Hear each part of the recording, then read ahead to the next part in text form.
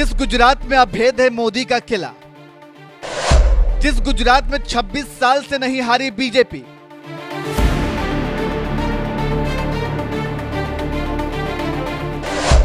उस गुजरात को जीतने चले हैं राहुल गांधी।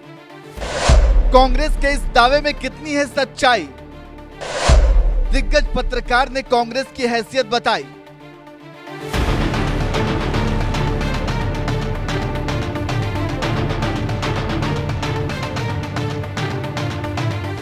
जिस गुजरात में कांग्रेस को सत्ता में आए 34 साल गुजर गए, जिस गुजरात में आज भी मोदी का भौकाल नजर आता है, जिस गुजरात में कांग्रेस 17 सीटों पर सिमट गई, उस गुजरात में राहुल गांधी बीजेपी को हराने का दम भर रहे हैं। इसलिए सबसे पहले देश की संसद में हुंकार भरी, हम गुजरात में बीजेपी को हराने जा रहे हैं। फिर कुछ दिनों बाद मोदी के गढ़ गुजरात में जाकर हुंकार भरी, जैसे हमने अयोध्या में बीजेपी को हराया, उसी तरह से हम गुजरात में बीजेपी को हराएंगे।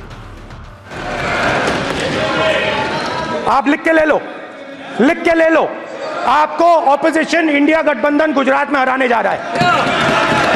गुजरात के चुनाव में मैं आपको बता रहा हूं, हम सब मिलकर इनको गुजरात में हराने जा रहे हैं। जो हमने कहा, और लिख के ले लो, लिख के ले लो, कांग्रेस पार्टी की जो आत्मा है वो गुजरात के चुनाव में लड़ेगी और नरेंद्र मोदी और बीजेपी को गुजरात में जैसे हमने अयोध्या में हराया है, वैसे ही हम गुजरात में इनको हराने जा रहे हैं।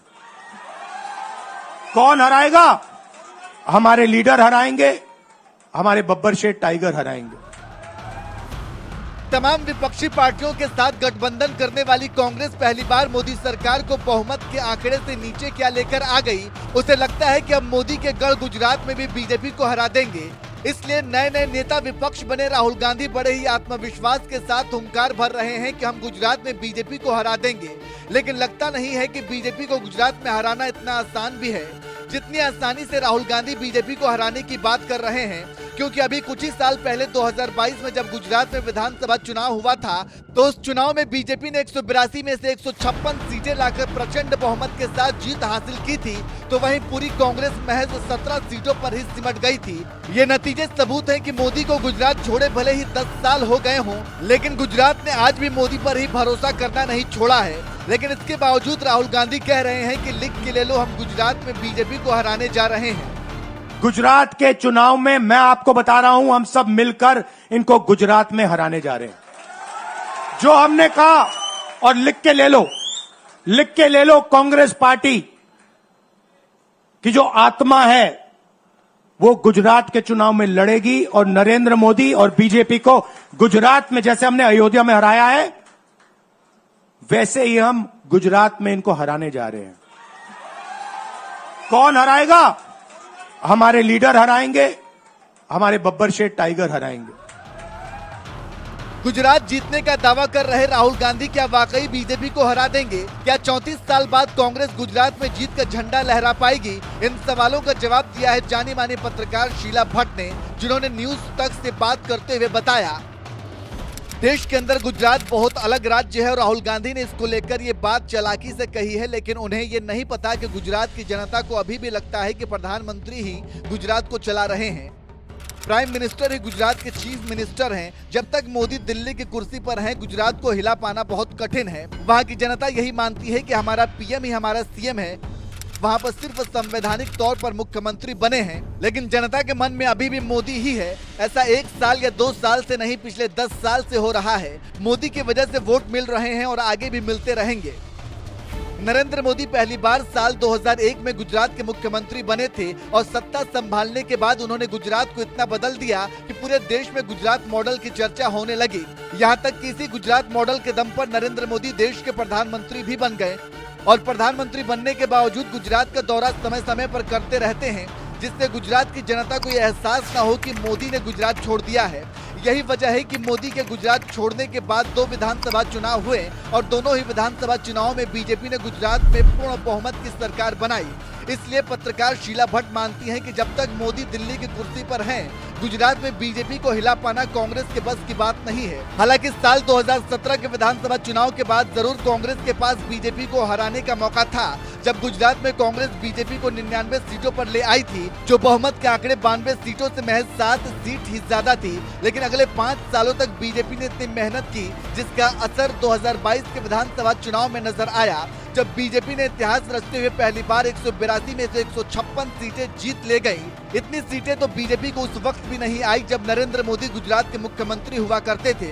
इसी बात से समझ सकते हैं कि गुजरात में मोदी ने कितनी मजबूती से पैर जमा लिया है, जिसे हिलाना राहुल गांधी के लिए आसान नहीं होगा। वैसे आपको क्या लगता है, क्या राहुल गांधी साल 2027 में होने वाले गुजरात विधानसभा चुनाव में बीजेपी को हरा पाएंगे? अपनी राय हमें कमेंट करके जरूर बताएं। और साथ ही लोकसभा चुनाव में पीएम मोदी ने गुजरात में क्या कुछ कहा था, आइए आपको सुनाते हैं।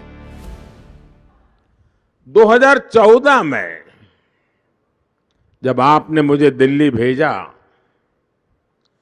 तो कोई छोटे मोटे काम करने के लिए थोड़ा भेजा था। आपने मुझे चुनौतियों को चुनौती देने के लिए भेजा था, चुनौतियों को टालने के लिए नहीं, चुनौतियों से टकराने के लिए भेजा था। और इस मिट्टी में वो ताकत है। दुनिया ने महात्मा गांधी में वो ताकत देखी थी, देश ने सरदार वल्लभ भाई पटेल में वो सामर्थ्य देखा था। इस मिट्टी में वो ताकत है जिसने मुझे पाला पोसा बड़ा किया, और मैं आपके द्वारा दिए गए संस्कारों से, आपके द्वारा दी गई शिक्षा से आज देश की सेवा करने में दिन रात खपाता रहता हूं। आज मैं संतोष के साथ कह सकता हूं कि मैंने कोई कोर कसर बाकी नहीं छोड़ी। ये कांग्रेस के लोग देश को डराते थे कि राम मंदिर बनेगा तो देश में आग लग जाएगी। राम मंदिर बना कि नहीं बना? शान से बना कि नहीं बना? प्रभु राम की प्राण प्रतिष्ठा हुई कि नहीं हुई? क्या कहीं कोई आग लगी? क्या कहीं तू मैं भी हुआ? क्या देश भर के लोगों ने मिलकर के उस उत्सव के रूप में मनाया कि नहीं मनाया? यानी कांग्रेस के लोग जमीनी हकीकतों से कितने कटे हुए हैं और अपनी वोट बैंक की राजनीति के लिए किस प्रकार से लोगों को भयभीत रखते हैं, डराते रहते हैं, इसका एक उत्तम उदाहरण है। देश में कोई आग नहीं लगी, लेकिन कांग्रेस के दिलों में जो आग लगी है वो कोई बुझा नहीं सकता।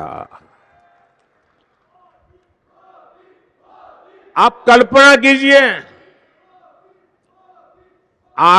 देश आजाद होने के दूसरे दिन प्रभु राम का मंदिर बनना शुरू होना चाहिए था, लेकिन नहीं हुआ। देश को लड़ाई लड़नी पड़ी। 70-75 साल तक उसको रोकने के लिए कांग्रेस ने लगातार कोशिश की, अदालत में भी कोशिश की, बाहर भी की, कानून बदले ताकि राम मंदिर बने नहीं। लेकिन आखिरकार न्यायालय ने निर्णय दिया, बेटा आप वो फोटो मैंने देख लिया, बैठ जाइए, पीछे लोगों को परेशान कर रही हो आप बैठ जाइए। उन्होंने जो राम मंदिर के ट्रस्टी हैं, उन्होंने सब चीजें माफ कर दी।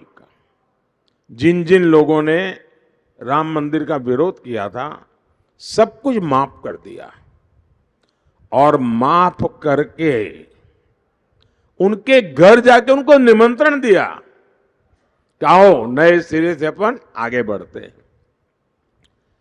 लेकिन ये लोग देखिए, प्रभु राम के मंदिर की प्राण प्रतिष्ठा का निमंत्रण ठुकरा दिया, सिर्फ और सिर्फ अपनी वोट बैंक को खुश करने के लिए। वोट बैंक की राजनीति में ये इतने डूबे हुए हैं कि वो संतुलन खो बैठे हैं। साथियों, ये कहते थे कि जम्मू कश्मीर से आर्टिकल 370 हटेगा तो देश टूट जाएगा, देश में खून की नदियां बहेगी, न जाने क्या क्या कहते थे। यहां तक कहते थे जम्मू कश्मीर में कोई तिरंगा उठाने वाला नहीं मिलेगा। उनको पता नहीं है ये मोदी है, ये उसको डराने के खेल बंद कर दो भाई। आप बताइए, आर्टिकल 370 हटा कि नहीं हटा? जरा थक डंग गए हो तो जरा जिंदा होकर के जवाब दो। क्या आर्टिकल 370 हटा कि नहीं हटा? आपको गर्व हुआ कि नहीं हुआ? क्या देश में कहीं खून की नदियां बही? और आज लाल चौक में शान से, आन बान शान के साथ देश का तिरंगा लहरा रहा है कि नहीं लहरा रहा है?